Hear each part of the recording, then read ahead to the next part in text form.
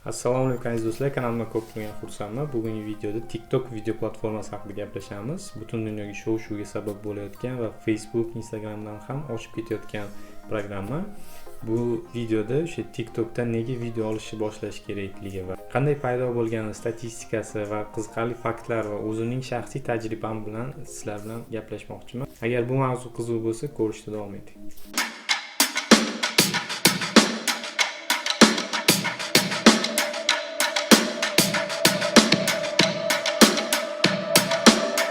TikTok bu o'zi nima? TikTok bu qisqa video yaratuvchi platforma hisoblanadi. Bunda insonlar 1 minutgacha videolar qo'yib borishadi. Video asosan o'sha musiqa bilan bog'langan bo'lishi kerak va TikTok platformasining asosiy vazifalaridan biri bu insonlarni ijodga undash, ko'proq ijod qilish va odamlarga quvonch ulashish deb yozilgan. TikTokda video muzikaga ulanib va montaj effektlari bilan video qo'yiladi. Asosan bu platformada challenge'lar, yangi qiziqarli videolar, turli xil yo'nalishdagi duetlar, boshqalarning videosiga bo'lgan reaksiyalar olib qo'yiladi va umuman olganda ijodkor, kreativniy insonlar uchun juda qiziq platforma va o'zini ijodini ko'rsatish uchun eng qulay programmalardan hisoblasak bo'ladi. TikTok kompaniyasi Xitoydagi ByteDance kompaniyasiga tegishli. Bundan oldin 2016-yil Xitoyda o'sha bu kompaniya Douyin programmasini ishga tushiradi Xitoy o'zining aholisi uchun va Xitoyda juda qisqa muddat ichida ommaga tez kirib borib va rivojlanib ketadi.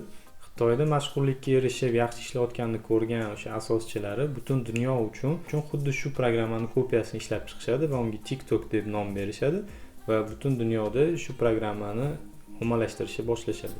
Bunga asosiy sabab Xitoy ichki qonunlarni buzmagan holda dunyo uchun boshqa yangi platformani taqdim etishadi va shunga qaror qilishadi. Ko'pchilik TikTokni musical.ly programmasi bilan o'xshatishadi. Bunga asosiy sabab ham chunki 2007-yil TikTok bu kompaniyani sotib oladi va undagi auditoriyasini o'ziga tortib oladi. Bu ikkita programmani o'xshashli taraflari bor edi, shuning uchun ham menimcha bu programmani sotib olishga qaror qilishadi. TikTok hozirgi kunda eng o'sib borayotgan startaplardan hisoblanadi. Hozirgi kunga kelib bu startapning qiymati $75 milliard ga baholangan. TikTokning asosiy foydalanuvchilari 16 yoshdan 24 yoshgacha hisoblanadi va hozir butun dunyodagi qonunga ko'ra 12 yoshdan kichkina bo'lgan insonlar bu TikTok platformasida registratsiya qila olmaydi va foydalana olmaydi.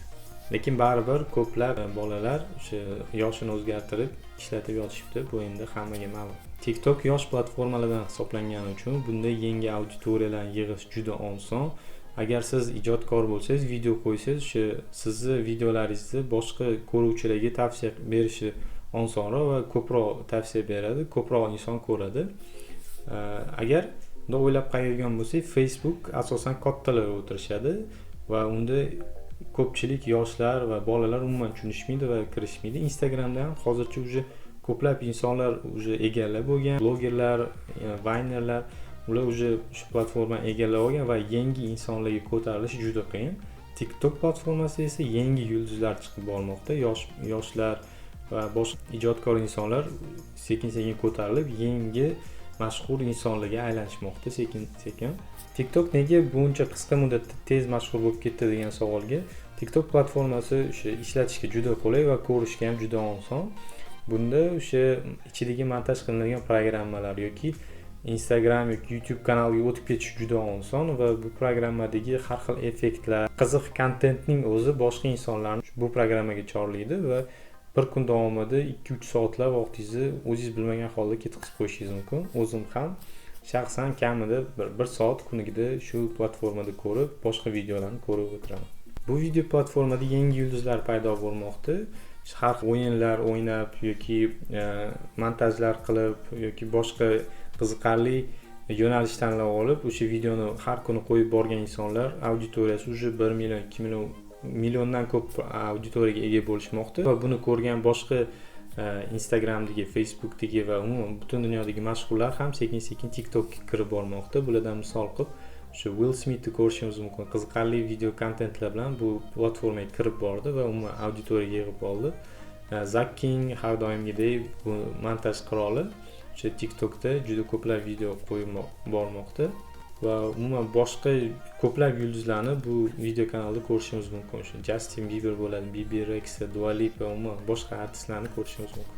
TikTokdagi auditoriya o'sha Instagram yoki YouTube'dagi auditoriya bilan farqlanadi. Bunda asosan yoshlar bo'lgani uchun agar siz o'sha biznes egasi yoki stomatolog, magazinda ishlaysiz yoki ma'lum bir sohani egasi bo'lsangiz, agar shu TikTokda faqat o'sha sohaga yo'naltirilgan video olib borishni boshlasangiz, yoshlar sekin-sekin ko'rib borishni boshlaydi va sizga bog'lanishadi va o'sha o'zingizni auditoriyangizga va balkim kelajakdagi mijozlaringizga ega bo'lasiz.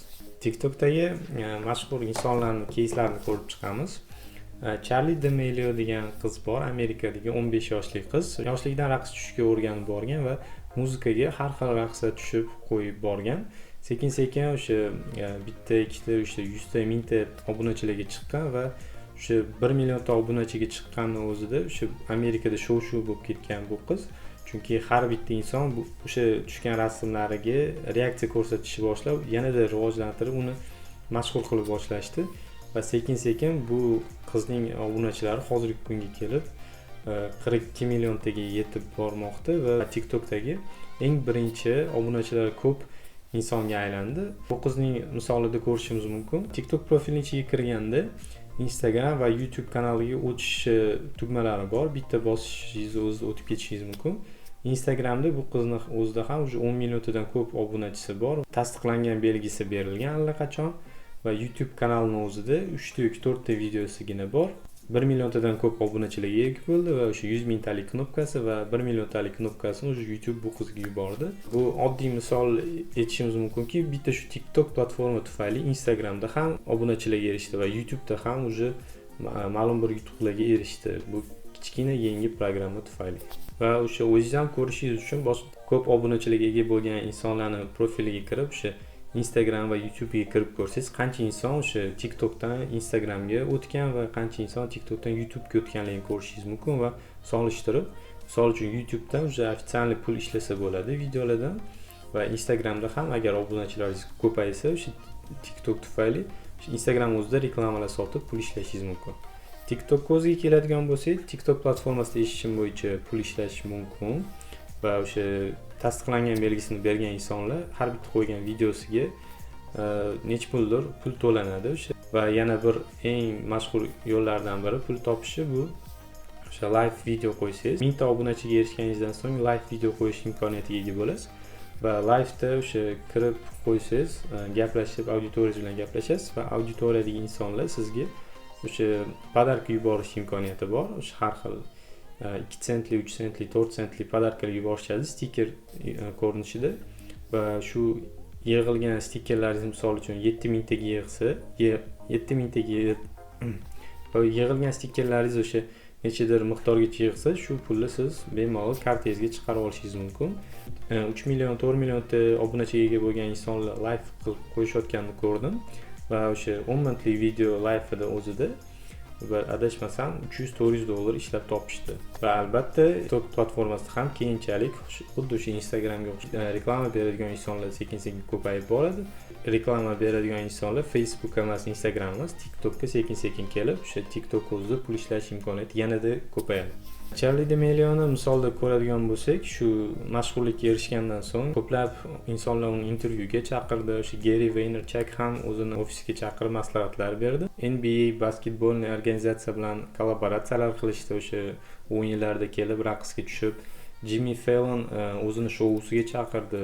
Parijdagi yangi bo'layotgan выставkaga bu qizni ham chaqirib, shu kollaboratsiyalar juda ko'p o'tkazishdi. Hammasi ular tomonidan to'lanib va ma'lum bir miqdordagi pul ham ularga berildi. O'zbekistonda ham TikTokerlar sekin-sekin ko'paymoqda, lekin asosiy segment bu o'sha chet eldagi qilinayotgan videolarni ko'chirib o'zligiga qo'yishmoqda. Va bu ham kimlar uchundir qiziq va ma'lum bir miqdordagi obunachilarga erishmoqda. Umuman olib qaraydigan bo'lsak, O'zbekistonda ham TikTok rivojlanyapti, chunki yoshlar ko'proq Instagram emas, TikTokka berilib, hamma bir-biriga ovozi bo'lib, TikTokka skachat qilib ishlatishni boshlashmoqda. Shu O'zbekistondagi ko'radigan TikTokerlarimiz ham 25 ming, 50 ming ta obunachiga erishyapti va Instagramning o'zida 5 ming, 6 ming tagacha obunachilari bu platformaga o'tishyapti. va keyinchalik balkim qaysidir televizor kanallari yoki qaysidir brendlar bular bilan kollaboratsiya qilib pul ishlash imkoniyatiga erishishligi mumkin.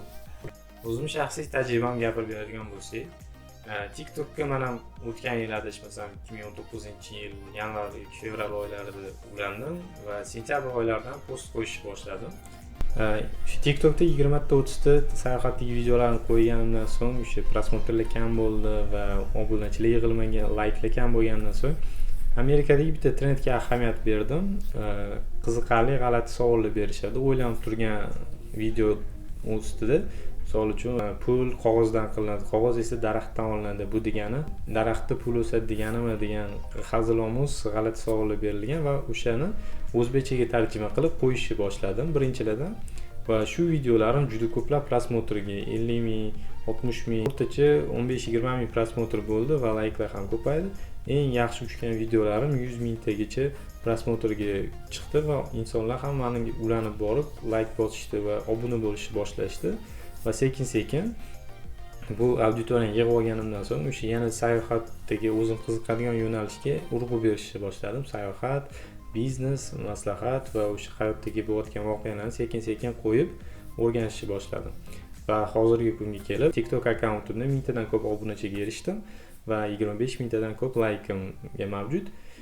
Adashmasam 3 ta yoki 4 ta odam shu TikTokdan o'sha Instagram profilimga o'tib, o'sha obunachilarimdan biri aylanishdi. Xolos, umumiy qilib aytganda TikTok juda yosh platforma, bunga kirib borishga hali ham imkon bor, hali ko'tarilish, umuman bu platforma egallashga imkon bor. Va har doimgidek kim birinchi bo'lsa, o'sha har doim oldinda yuradi degan gap rost bo'ladi va hozir ham siz agar ma'lum bir mutaxassislik egasi yoki ijodkor inson bo'lsangiz, video qo'yib borib, o'zingizni o'sha shaxsiy brendingizni rivojlantirishingiz mumkin. Bu TikTok platformada aktyorlik mahoratiga ega bo'lmagan, lekin qiziqishi bor insonlar kichik o'sha postanovka roliklar qo'yib borib mashhurlikka erishdi va yoki qaysidir insonlar umuman ashula yozishga qiziqishadi, lekin o'sha mablag'i muzika bo'yicha ko'tarilishga TikTokda qiziq muzikalarni qo'yib borib, shu muzikalar o'sha butun chartlarni to'plariga chiqib ketib, butun dunyo eshitishni boshladi. Shuning uchun ham agar siz yosh ijodkor bo'lsangiz, bu platforma o'zingizni talentingizni ko'rsatish uchun eng zo'r yo'nalishlardan, eng zo'r imkoniyatlardan biri bo'lishi mumkin. Platformasida ko'rishimiz mumkinki, TikTokdagi eng trendga kirayotgan ashulalar hech kim eshitmasa ham o'sha TikTokda aylanib, ko'plab million, 2 million, 3 million ta odam o'sha unga video roliklar olinadi bu muzikaga va top chartga chiqib ketib, butun dunyoda ham birinchi o'rindagi turadigan ashulalar ro'yxatga chiqib ketdi. Bunga misol o'sha Old Town Roads degan ashulani ko'rishimiz mumkin yoki Roxanne degan ashula va boshqa juda ko'plab ashulalar bu TikTok platforma tufayli mashhurlikka birdaniga ko'tarilib ketdi. Xolos, videoni ko'rayotgan barcha insonlarga maslahatim, agar siz o'sha arxitektor bo'lasiz, dizayner bo'lasiz, stomatologmi yoki boshqa aktyorlik o'rganmoqchi bo'lganmisiz yoki oddiy mebel yasaydigan fabrikada ishlasangiz ham o'sha mebel olayotganingizni jarayonini 15 sekund yoki 20 sekund rolik qilib TikTokka qo'yib borsangiz, insonlar kimga qiziq bo'lsa ko'rishni boshlaydi, obuna bo'ladi va sizni kelajakdagi potensial mijozlaringiz bo'lishi mumkin bo'ladi. Shuning uchun vaqt borida kirib qolish kerak, o'sha imkoniyatlardan foydalanib qolish kerak. Bu video kimlar uchundir qiziqarli va foydali bo'ldi degan umiddaman. Agar video yoqqan bo'lsa, like bosing, obuna bo'ling va kommentariyada o'z izohlaringizni qoldiring. Keyingi videolarda ko'rishguncha.